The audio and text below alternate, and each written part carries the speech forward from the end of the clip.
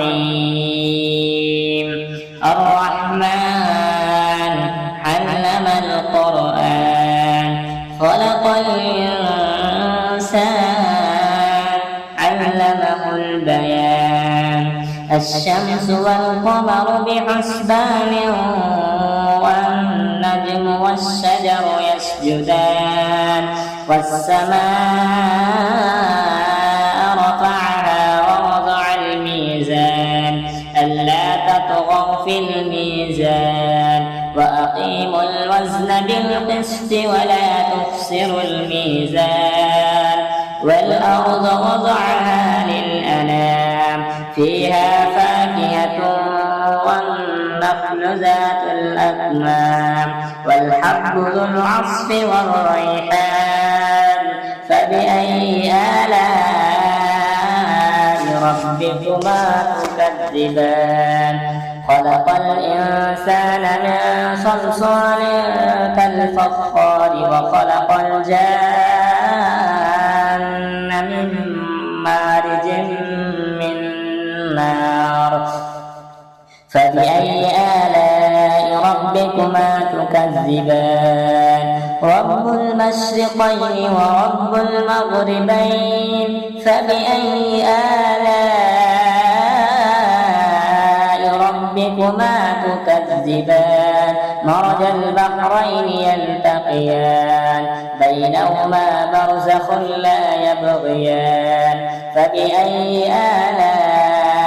ربكما تكذبان يخرج منهما اللؤلؤ والمرجان فبأي آلاء ربكما تكذبان وله الجوار المنشآت في البحر كالأعلام فبأي آلاء ربكما تكذبان كل من عليها فان ويبقى وجه ربك ذو الجلال والإكرام فبأي آلاء ربكما تكذبان يسأله من في السماوات والأرض كل يوم هو في شأن فبأي آلاء ربكما تكذبان سنفرغ لكم أيها الثقلان فبأي آلاء ربكما تكذبان يا معشر الجن والإنس إن استطعتم أن تنفذوا من أقطار السماوات والأرض فانفذوا لا تنفذون إلا بسلطان فبأي آلاء ربكما تكذبان يرسل عليكما شواظ من نار ونحاس فلا تنتصران فبأي آلاء ربكما تكذبان فإذا انشقت السماء فكانت وردة كالدهان فبأي آلاء ربكما تكذبان فيومئذ لا يسأل عن ذنبه إنس ولا جان فبأي آلاء ربكما تكذبان يعرف المجرمون بسيماهم فيؤخذ بالنواصي والأقدام فبأي آلاء ربكما تكذبان هذه جهنم التي يكذب بها المجرمون يطوفون بينها وبين حميم آن فبأي آلاء ربكما تكذبان ولمن خاف مقام ربه جنتان فبأي آلاء ربكما تكذبان ذواتا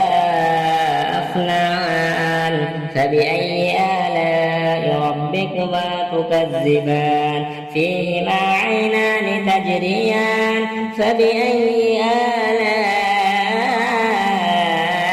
ربكما تكذبان فيهما من كل فاكهة زوجان فبأي آلاء ربكما تكذبان متكئين على فرش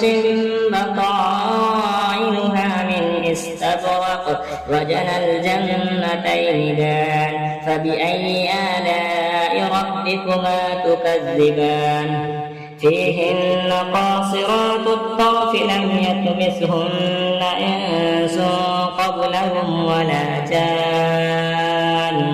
فبأي آلاء ربكما تكذبان كأنهن الياقوت والمرجان فبأي آلاء ربكما تكذبان هل جزاء الإحسان إلا الإحسان فبأي آلاء ربكما تكذبان ومن دونهما جنتان فبأي آلاء ربكما تكذبان مدهامتان فبأي آلاء ربكما تكذبان فيهما عينان نضاختان فبأي آلاء ربكما تكذبان فيهما فاكهة ونخل ورمان فبأي آلاء ربكما تكذبان فيهن خيرات حسان فبأي آلاء ربكما تكذبان حور مقصورات في الخيام فبأي آلاء ربكما تكذبان لم يطمثهن إنس قبلهم ولا جان فبأي آلاء ربكما تكذبان متكئين على رفرف خضر وعبقري حسان فبأي آلاء ربكما تكذبان تبارك اسم ربك ذي الجلال